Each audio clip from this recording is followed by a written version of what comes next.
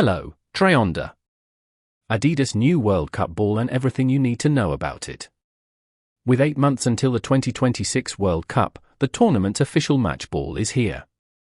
Adidas on Thursday unveiled its latest creation, named TRIONDA, which will take center stage across 104 World Cup fixtures in North America next year.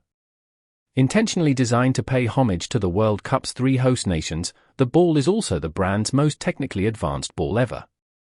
A hologram of the ball was draped against the New York City skyline in Brooklyn on Thursday night during an elaborate launch event hosted by Adidas.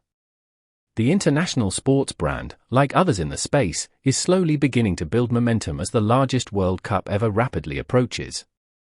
Adidas invited The Athletic to Brooklyn to give us a first look at the TRIONDA, which took more than 3.5 years to design. It levels up the brand's connected ball technology first used for its Al-Rilla ball at the 2022 World Cup in Qatar. Moving from what we did in Qatar, from a performance perspective, was very progressive, and moving that on was also really important, Sam Handy, general manager at Adidas Football, told The Athletic. Making it work better and making it really express the cultural opportunity for football in the market also made it a very complex and interesting project. Here's everything you need to know about the official World Cup match ball. Ball design pays homage to 3 host nations. TRIONDA stands for 3, tri, waves, onda. The ball's design features a red, green, and blue design to represent the World Cup's trio of host nations, Canada, Mexico, and the US.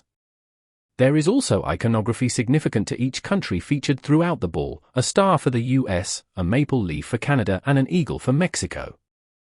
This is considered one of the brightest balls Adidas has ever created, Handy said. That's a far cry from Adidas' first World Cup ball in 1970, which featured the classic black and white color pattern with iconic hexagon shapes throughout. The TRIONDA also features a brand new 4-panel ball construction with intentionally deep seams and strategically placed debossed lines. This, Adidas says, creates optimal in-flight stability by allowing sufficient and evenly distributed drag as it travels through the air. This is the most advanced ball ever made by Adidas. This official match ball also carries the newest version of Adidas connected ball technology with a new mounted chip system. It features a 500 Hz inertial measurement unit (IMU) motion sensor chip that sits inside a specifically created layer in one of the ball's 4 panels, as opposed to the center-mounted system in previous designs. A couple of years ago, you would have been called mad if you wanted to place a chip inside a ball and still make it playable, Hannes Schäfke, football innovation lead at Adidas, told The Athletic. We introduced the technology in 22, so there is some experience that we could build upon.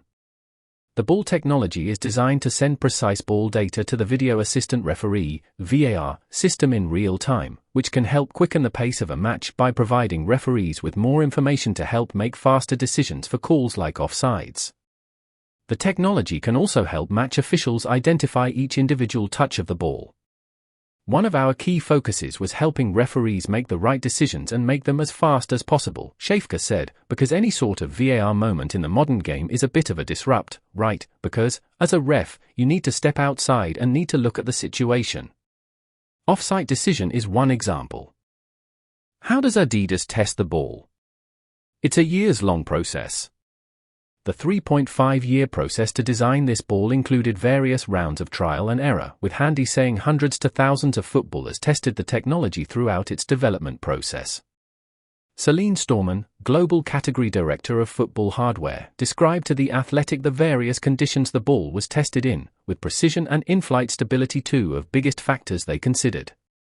They tested the ball in different altitudes, and even across several host cities. It was tested in different temperatures to make sure the technology worked no matter the conditions. This was important, considering the various climates where World Cup matches will be played next year. We can simulate some things also in the lab, but you also have to validate through the real world and going to the location, Storman said. So, we went to 7 out of the 16 host locations to test it, and this is actually how we wanted to get our proof points. The testing is to make sure from a durability standpoint, this new construction of that connected technology really withstands any given situation, Schäfke said. But the fun stuff was, actually, the player validation piece, because We wanted to make sure no players ever are able to notice any of those differences, and this is where we basically applied also psychologically scientific approach and blind test studies. The ball's real test will come during the next round of World Cup qualifiers, when the ball will be officially launched for use during matches next week. So what do you think of the ball? Comment down below.